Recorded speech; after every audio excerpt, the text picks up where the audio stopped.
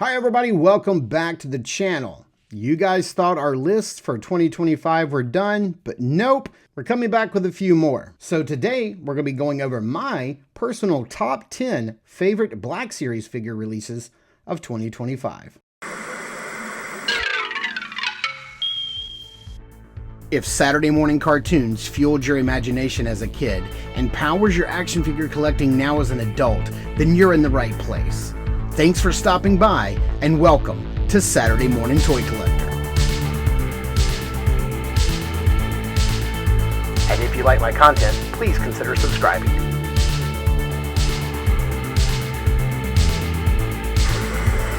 Over the past year, Articulated Empire has become your trusted online retailer. They carry all the latest lines like Mythic Legions, Valaverse, AWOC, Zesray Studios, and much, much more. They ship your items quickly and securely. You'll be quite happy with how Steve and his team follow through with their care and attention. Articulated Empire also offers free shipping over $75 and no tax except for Illinois residents. So head over to articulatedempire.com today and build your empire. Okay, like I said, towards the end of the year, Greg and Curtis and I did a double jointed or a triple jointed episode where we went over our top 10 Four Horsemen figures of the year, our top 10 everything else, and then Scott and I on our podcast, I think it was around episode 10 maybe, or was it 11? I'm not sure. We did our top 10 figures of the year. And one thing that I kept getting comments on and DMs and messages about was, where's all the love for G.I. Joe and Star Wars Black Series and like Marvel Legends and G.I. Joe Classified Series, McFarlane, all this kind of stuff. And I said, I did. I absolutely loved all of those respective IPs. I peppered some throughout all of those different lists, but apparently I didn't do enough. And so you guys, you took to the internets, and hey, I'm glad for it. I heard the call, so I just figured out, hey, let's just do each one of those genres. Let's do Marvel Legends, Black Series, G.I. Joe, and McFarlane DC Multiverse. So that's what we're doing. Today we're going to be doing Star Wars. We did Marvel Legends already, and you can expect 2 more videos, my top 10 McFarlane DC Universe figures or DC Multiverse figures of the year, and my top 10 G.I. Joe Classified. But Star Wars, it's my favorite IP in the whole world, franchise that's near and dear to my heart, and probably the reason everybody my age collects toys in the first place. So let's just dive right in. Now, these are my favorite top 10 releases of the year.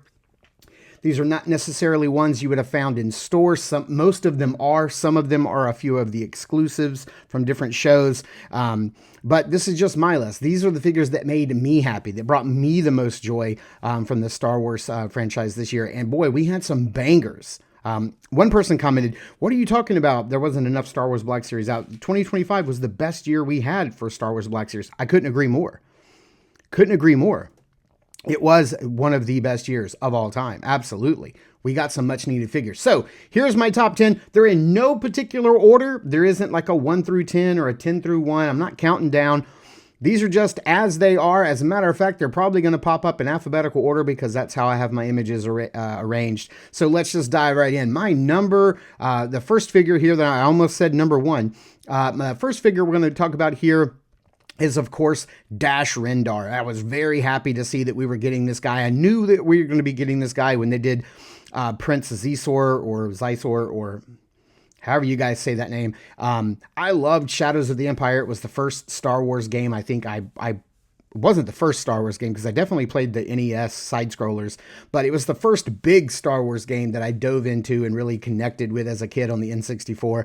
I love this game. I don't think I could probably go back and play it. It lives in my mind from my childhood as a perfect, beautiful, high-res, multi-textured game, but high polygon count. I'm sure if I go back, it's not that. But I absolutely love this guy. I love the way he looks. He came out exactly as I wanted him to. I am very, very happy. Of course, there are some, missing articulation, but that's just Hasbro. But hey, look, I love the way this thing came out. I love his head sculpt, his gear. This is an absolutely perfect figure. I'm so glad that we finally have him. Next up on my list is Han Solo. I'm glad they're going back and giving us some of the figures that they give us in the very first initial wave, just with better articulation, better sculpting, better soft goods in some cases, and better head sculpts, and definitely with the digital face printing technology.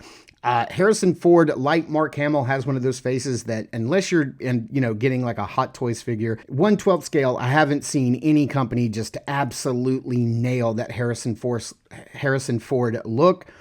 But this figure has gone a long way to do that. I think this is a fantastic sculpt of his face. I think it looks great. The hair looks good. They've got the slender physique. I absolutely love this figure. One of my major complaints, and I'm not going to levy this complaint against every one of these figures, although I'm pretty sure that every one of these figures suffers for it, and that is the fact that the Hasbro Star Wars team seems to think that every single solitary character should come with 2 trigger finger hands. I absolutely hate that. We definitely need a trigger finger hand if you're Han Solo, if you're Boba Fett, if you're Greedo, if you're somebody who uses a blaster. But when they do things like both hands on an Obi-Wan figure or trigger finger hands, I am irritated, because look, he literally used a blaster one time to kill General Grievous. Other than that, if you're not giving me a after the battle with General Grievous, Obi-Wan doesn't need a trigger finger hand. This guy's got 2 of them, but hey, at least his left hand looks a little more gesturing. I absolutely love this figure. One of my favorite releases of the year. Next up, we have the Jedi Temple Guard from Star Wars: The Clone Wars. This figure is gorgeous. I do not army build. I buy 1 and I'm done, but I did get 2 of this guy. From the way the sculpted hood looks, to the robes, the mixture of materials, soft goods and soft pliable rubber. This guy is just absolutely beautiful and gorgeous. And boy, do I love this figure. So good. I bought 2. And I could use a whole play set to deck these guys out with. Next up is going to be the San Diego Comic-Con exclusive Anakin Skywalker and Obi-Wan Kenobi 2-pack. This thing went up for sale very quickly. And then I knew that they were going to put these figures out later in the main line, because there's so much new going on with these characters. New cuts, new joints, new articulation, new soft rubbery plastic to get out of the way they cut the robes and everything, the hand choices, the lightsaber effects. This is a display piece to beat all display pieces, and one that would, if I had the space to put all of my Star Wars Black Series figures out, this would actually be, a centerpiece of that prequel collection. There's just everything about this is fun and beautiful, and the way it's packaged. This is everything that a Comic-Con exclusive should be. It is absolutely phenomenal. But I'm also very happy for the people who couldn't make it, who couldn't get this, who weren't able to get one online, that they were able to get both of these figures in the main line, and also very quickly out in the main line, because I do believe that this is the future of the Black Series, this style of figure and articulation, and the way these 2 figures are produced. So it's very important. This is a very monumental release for these 2 characters in the line moving forward. And I'm glad everybody was hopefully able to get one that wanted one, because I think, aren't the prices pretty crazy on the aftermarket right now? Next up is going to be a figure from a line that I don't think a lot of people collected by the looks of, like Ollie's and Ross and all of that. And that is from the Skeleton Crew, which I happen to love. I loved that show, thought it was fantastic. But this Pirate Captain Brutus was one of the standout releases. He was probably the standout release from this line. People flocked to this guy. I never once saw him in stores, had to track one down online, but thankfully I got one at retail cost. This sculpt, I mean, so much new and high quality parts and pieces went into crafting this figure for, a figure that only had a character that didn't have like a ton of scenes throughout the show. But he was very monumental to all the little pieces, all the little guns he got to the brand new sculpted head. I absolutely love it. Not only was this my favorite figure from the Skeleton Crew cast, definitely one of my top 10 of the year. Next up is another exclusive, and that is the Ronin. And I don't know, do they call this like the R2 or R5 or R6 droid? This set is incredible. I knew the moment it was shown off that we were going to be getting at least the Ronin figure in the main line, because there's no way, because this guy is like new tooling, new sculpt, head to toe. There was no way that Hasbro was going to go to all that cost to make a fully tooled, fully brand new figure head to toe and then not re-release it later on in color. I'm certainly glad they did for the people who couldn't get their hands on this set. I love the little droid with the hat and the little staff. Just everything about this is perfection. I mean, this was an exclusive that I thought, wow, if you can't get your hands on it, people are going to be really upset. I remember that I only knew a handful of people that were actually going to the Japanese Star Wars convention, Japan, I only knew a few people that were going, and I was like hassling them hard. And they were like, I don't know. And then shipping's going to be crazy and I can't bring back multiples. And I knew that was going to be the case. But in a crazy turn of events, Hasbro Pulse and Amazon had these up on their website. Amazon had it up the Saturday it was revealed for Comic-Con.